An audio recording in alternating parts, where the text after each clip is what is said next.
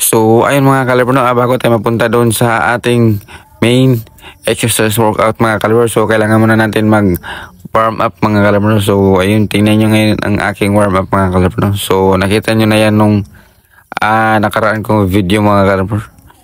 So, ayun, kailangan talaga natin to mga kaliber, no, dahil bago tayo mapunta doon sa main exercise workout, kailangan muna natin to para di mabigla yung kalam na natin, kaugatan mga kaliber.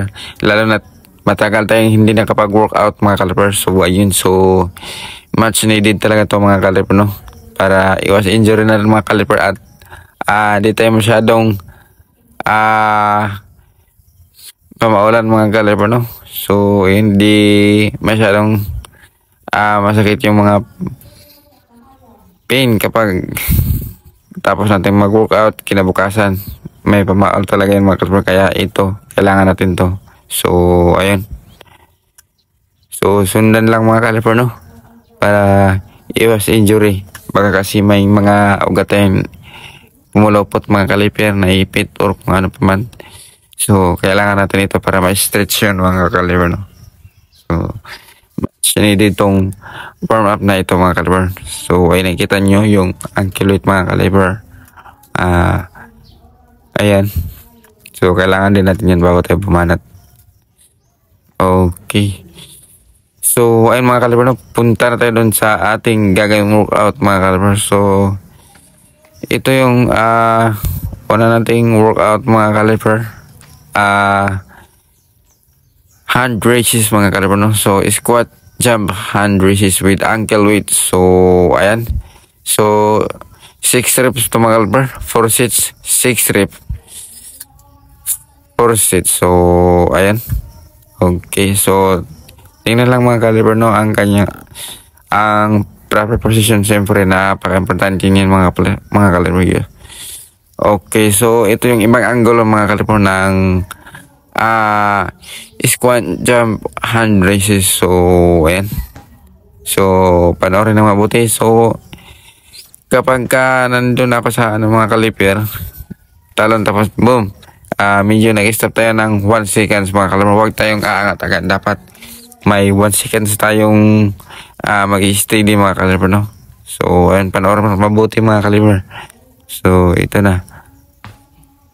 So ayan mga kaliber, no, pagkatapos na itong tumalon pababa, nag-stop muna tayo ng 1 seconds mga kaliber bago tayo tumalon ulit. So ayan.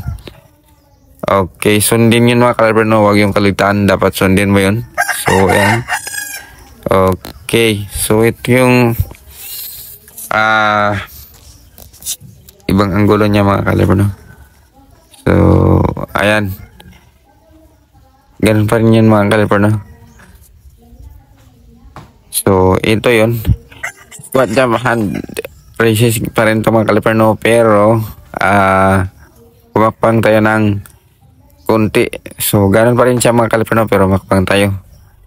So 3 beses mo lang itong gagawin mga kaliber, no. Tapos 4 sets pa rin mga kaliber.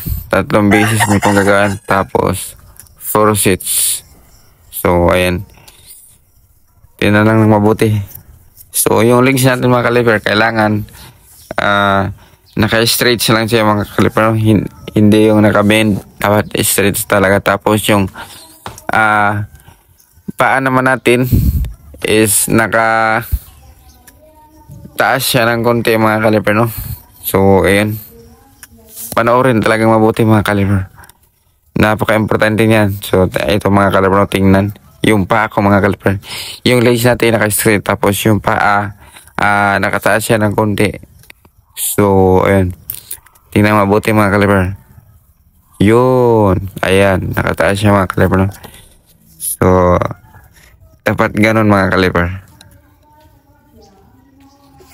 So sundin talaga yun ang maigi mga kaliber, no. Huwag yung kaligtaan yung ganong style mga kaliber, yung form. So ayan, dahil napaka-importante yun. So ito naman mga kaliber, no, ikato nating workout. So running jump mga kaliber, running jump. So, panoorin mabuti mga kalibro. Running jump. So, sa workout na ito mga kalibro no, is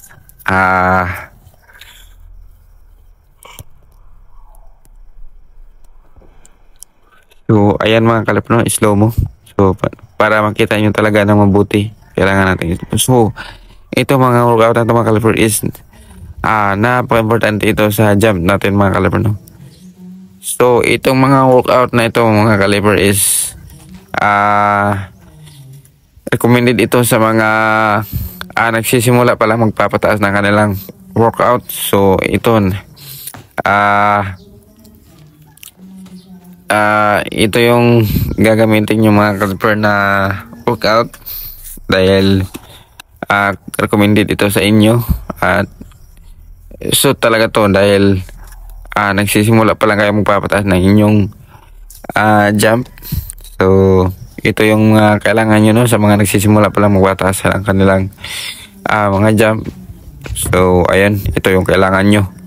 Bumili lang kayo nito ng ankle weight. So ayun mga kalibro no, natapos na tayo sa ating workout for today mga kalibro. So ayun, nais ko nang magpaalam, pero bago yun mga kalibro, nais ko rin magpasalamat muna sa aking mga viewers, sa aking subscriber na walang sawang nanonood sa aking video. Maraming salamat sa inyo no.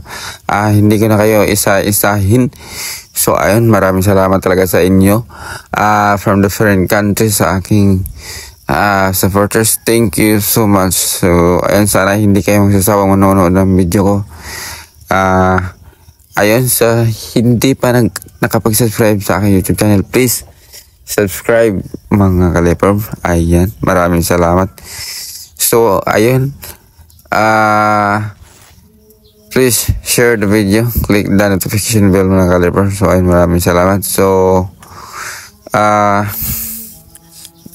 pabisita na rin sa aking Facebook page, John Leper Vlogs. Ayan, huwag kalimut i-share ang video at i-click ang button para update kayo sa lahat ng mga videos na i-upload ko no. So ayun, okay. So ngayon naman mga kalibro ay papanoorin natin yung the result sa aking ginawang workout mga kalibro. So ayan, nagdadang tayo. So paalala ko lang mga kalibro no, 5 araw tayong hindi nakapag-work. Mga kalibro, 1 week talaga, 1 week dahil fiesta sa amin nung nakaraan mga kalibro, nung nakarang araw. So tatlong araw yung fiesta mga kalibro, kaya ayun, mas lalo talagang hindi tayo nakapag-workout mga kalibro no. So ayun, dahil ayun, naging 1 week yung hindi natin nakapag-workout. So nung nakarang weeks mga kaliper, nilagnat ako tapos 3 araw akong hindi nakapag-workout dahil hindi pa kaya ng katawan ko. So yun, tapos inabot na fiesta, hindi na naman tayo nakapag-workout mga kaliper dahil yun, busy. So ayun, nadagdagan pa. So ngayon bumalik na ako sa pag-workout.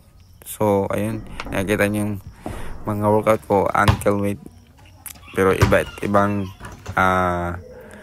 exercise mga kaliper. So ayun, so ito yung resulta niya mga kaliper. So ayun, humataw na naman yung talon ko. Kahapon mga kaliper, sumubok ako ng dunk, tapos yun, grabe, medyo ang bigat ng katawan ko mga kaliper no. Sumakit agad yung tuhod ko kasi yun nga, walang workout.